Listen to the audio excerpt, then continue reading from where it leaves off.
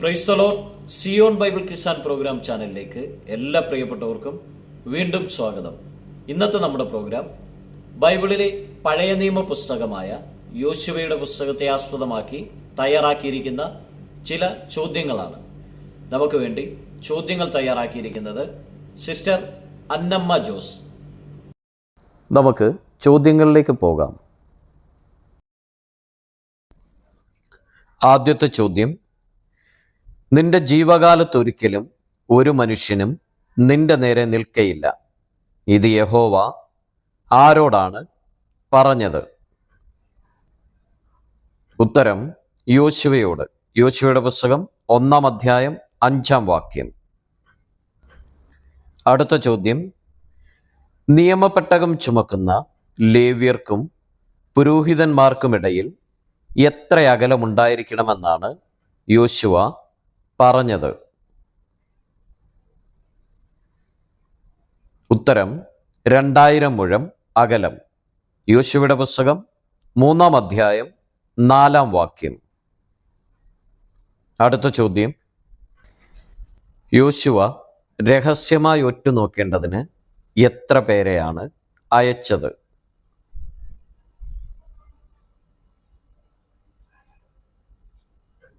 ഉത്തരം: 2 പേരെ.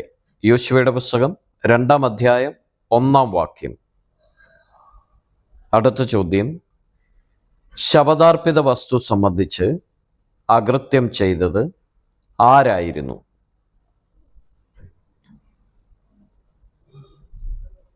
ഉത്തരം: കർമ്മിയുടെ മകൻ ആഖാൻ. യോശുവയുടെ പുസ്തകം 7-ാം അധ്യായം 1-ാം വാക്യം. അടുത്ത ചോദ്യം: രാഹാബ് ഒറ്റുകാരെ എവിടെയാണ് ഒളിപ്പിച്ചത്? ഉത്തരം: ചണത്തണ്ടുകളുടെ ഇടയിൽ. യോശുവയുടെ പുസ്തകം 2-ാം അധ്യായം 6-ാം വാക്യം. അടുത്ത ചോദ്യം: എത്ര ദിവസം ഒളിച്ചിരിക്കാനാണ് രാഹാബ് ഒറ്റുകാരോട് പറഞ്ഞത്? ഉത്തരം: 3 ദിവസം. യോശുവയുടെ പുസ്തകം 2-ാം അധ്യായം 6-ാം വാക്യം. അടുത്ത ചോദ്യം: യോശുവ ഏതു പർവ്വതത്തിലാണ് യാഗപീഠം പണിതത്?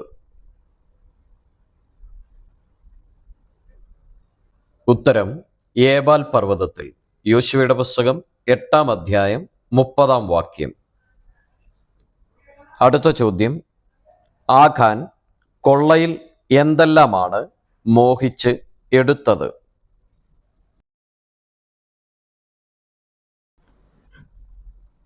ഉത്തരം: വിശേഷമായൊരു ബാബിലോന്യ മേലങ്കിയും 200 ശേക്കെൽ വെള്ളിയും 50 ശേക്കെൽ തൂക്കമുള്ള ഒരു പൊൻകട്ടിയും.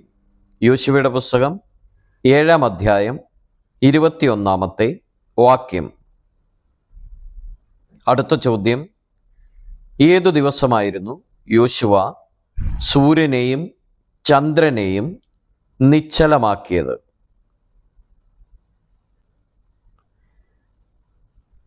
ഉത്തരം: അമോര്യരെ ഇസ്രായേൽ മക്കളുടെ കയ്യിൽ ഏൽപ്പിച്ചു കൊടുത്ത ദിവസം ശത്രുക്കളോട് പ്രതികാരം ചെയ്യുവോളം. യോശുവയുടെ പുസ്തകം 10-ാം അധ്യായം 12, 13 വാക്യങ്ങൾ.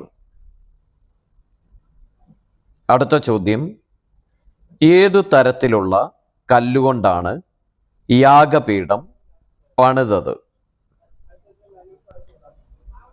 ഉത്തരം: ചെത്തുകയോ ഇരുമ്പ് തൊടുവിക്കുകയോ ചെയ്യാത്ത കല്ലുകൊണ്ട്.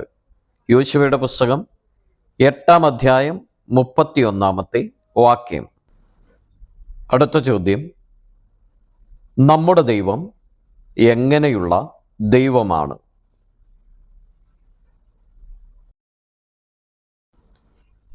ഉത്തരം: പരിശുദ്ധനും തീക്ഷ്ണതയുമുള്ള ദൈവം. യോശുവയുടെ പുസ്തകം 24-ാം അധ്യായം 19-ാം വാക്യം.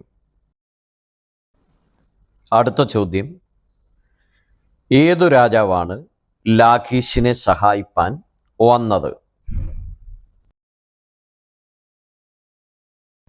ഉത്തരം: ഗസേർ രാജാവായ ഹോരാം. യോശുവയുടെ പുസ്തകം 10 അധ്യായം 33 വാക്യം. അടുത്ത ചോദ്യം, ഹാസോർ രാജാവ് ആരായിരുന്നു?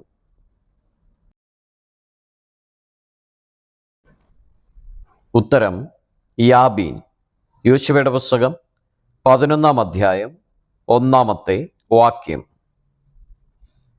അടുത്ത ചോദ്യം, യോശുവയും ഇസ്രയേലൊക്കെയും എഗ്ലോനിൽ നിന്ന് എവിടേക്ക് ചെന്നാണ് യുദ്ധം ചെയ്തത്?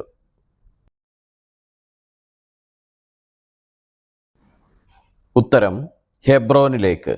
യോശുവയുടെ പുസ്തകം 10 അധ്യായം 36 വാക്യം.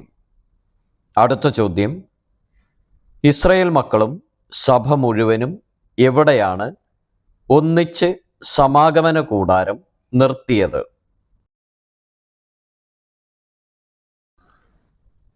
ഉത്തരം ശീലോവിൽ.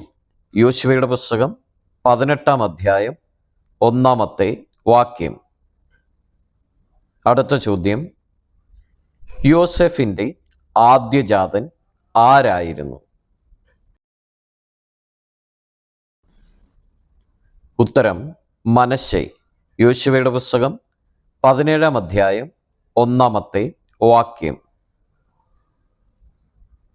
അടുത്ത ചോദ്യം, ഏശാവിന് അവകാശമായി കൊടുത്ത പർവ്വതം ഏതായിരുന്നു?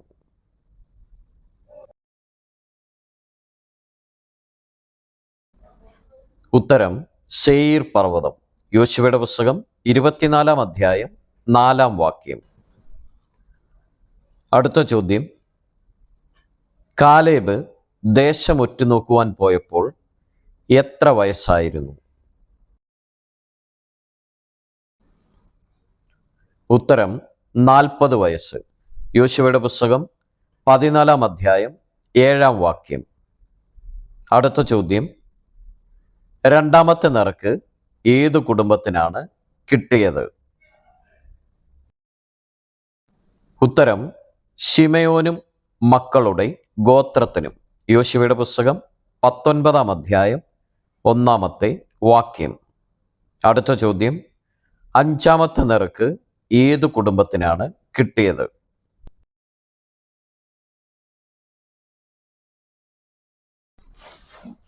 ഉത്തരം ആശേർ മക്കളുടെ കുടുംബത്തിന്. യോശുവയുടെ പുസ്തകം 19 അധ്യായം 24 വാക്യം. ഇതുവരെയും വീഡിയോ കണ്ടിരുന്ന എല്ലാവരെയും ദൈവം അനുഗ്രഹിക്കട്ടെ. നിങ്ങൾ ആദ്യമായിട്ടാണ് ഈ ചാനൽ കാണുന്നതെങ്കിൽ സബ്സ്ക്രൈബ് ചെയ്യുക, സപ്പോർട്ട് ചെയ്യുക.